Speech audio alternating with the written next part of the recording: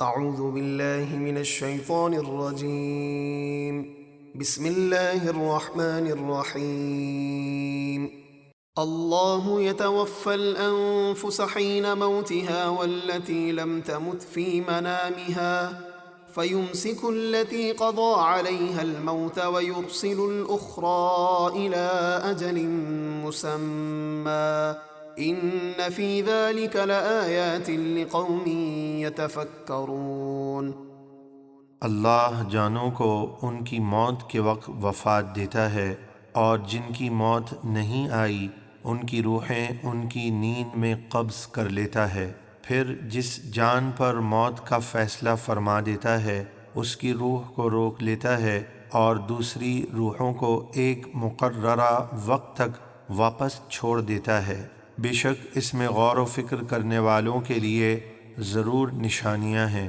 اس آیت کریمہ میں یہ ارشاد فرمایا گیا ہے کہ جب انسان سوتا ہے تو اس حالت میں اس کی روح قبض کر لی جاتی ہے، لیکن ہوتا یہ ہے کہ جس کی زندگی ہوتی ہے اس کی روح دوبارہ لوٹا دی جاتی ہے، اور جس کی زندگی نہ ہو تو پھر اس پر موت طاری ہو جاتی ہے۔ ام اتخذوا من دون اللہ شفعاء قل اولو كانوا لا يملكون شيئا ولا يعقلون۔ کیا کافروں نے اپنے بت اللہ کے مقابل سفارشی بنا رکھے ہیں؟ آپ فرمائیے کیا بت سفارش کریں گے اگرچہ وہ کسی چیز کے مالک نہ ہوں اور نہ کچھ سمجھتے ہوں۔ قل للہ الشفاعة جميعا له ملك السماوات والارض ثم الیہ ترجعون۔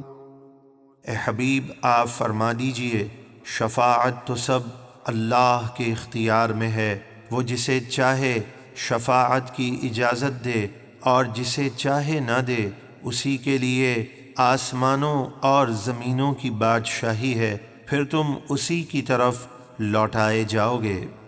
وَإِذَا ذُكِرَ اللَّهُ وَحْدَهُ اشْمَأَزَّتْ قُلُوبُ الَّذِينَ لَا يُؤْمِنُونَ بِالْآخِرَةِ وَإِذَا ذُكِرَ الَّذِينَ مِن دُونِهِ إِذَا هُمْ يَسْتَبْشِرُونَ۔ اور جب ایک اللہ کا ذکر کیا جاتا ہے تو ان لوگوں کے دل نفرت کرنے لگتے ہیں جو آخرت پر ایمان نہیں رکھتے، اور جب اللہ کے سوا اوروں یعنی بتوں کا ذکر کیا جائے تو وہ فوراً خوش ہو جاتے ہیں۔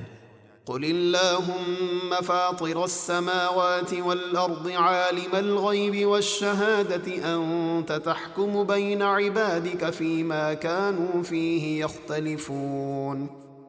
اے حبیب آپ عرض کیجئے اے اللہ آسمانوں اور زمینوں کے پیدا فرمانے والے، ہر پوشیدہ اور ظاہر کے جاننے والے، تو اپنے بندوں کے درمیان ہر اس بات میں فیصلہ فرمائے گا جس میں وہ اختلاف کرتے تھے۔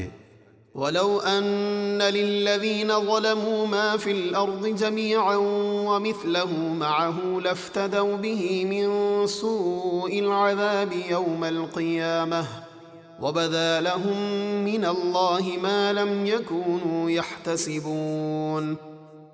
اور اگر ظالموں یعنی کافروں کے لیے زمین کا تمام مال اور اس کے ساتھ اس جیسا مزید مال ہوتا تو وہ قیامت کے دن برے عذاب سے جان چھڑانے کے لیے سب کچھ دے دیتے، اور ان کے لیے اللہ کی طرف سے وہ شدید عذاب ظاہر ہوگا جو ان کے وہم و گمان میں بھی نہ تھا۔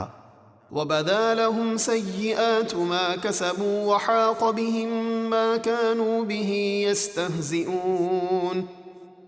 اور ان پر ان کے کرتوتوں کی برائیاں ظاہر ہو جائیں گی، اور ان کو وہ عذاب گھیر لے گا جس کا مذاق اڑاتے تھے۔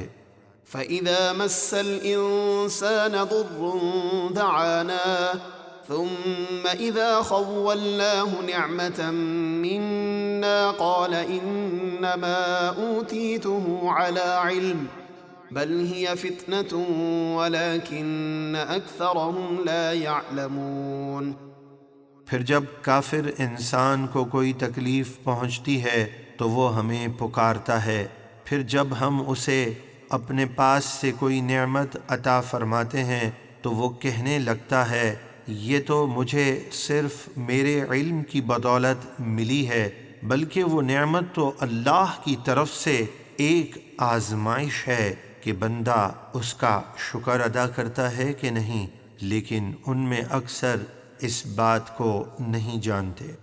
قد قالها الذين من قبلهم فما أغنى عنهم ما كانوا يكسبون۔ بے شک ان سے پہلے لوگوں نے بھی یہ بات کہی تھی، یعنی قارون نے بھی یہی کہا تھا کہ یہ مال تو مجھے اپنے علم کی بدولت ملا ہے، تو ان کا کمایا ہوا مال ان کے کچھ کام نہ آیا۔ فأصابهم سيئات ما كسبوا والذين ظلموا من هؤلاء سيصيبهم سيئات ما كسبوا وما هم بمعجزين۔ تو انہیں ان کے برے کاموں کا وبال پہنچا، اور ان اہل مکہ میں جو ظالم ہیں عنقریب ان کو بھی ان کے برے کاموں کا وبال پہنچے گا، اور وہ ہمارے قابو سے باہر نہیں نکل سکتے۔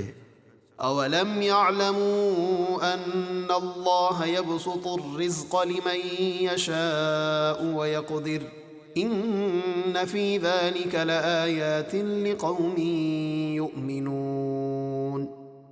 کیا انہیں معلوم نہیں ہے کہ اللہ جس کے لیے چاہتا ہے رزق کشادہ فرما دیتا ہے، اور جس کے لیے چاہتا ہے تنگ فرما دیتا ہے، بے شک اس میں ایمان والوں کے لیے ضرور نشانیاں ہیں۔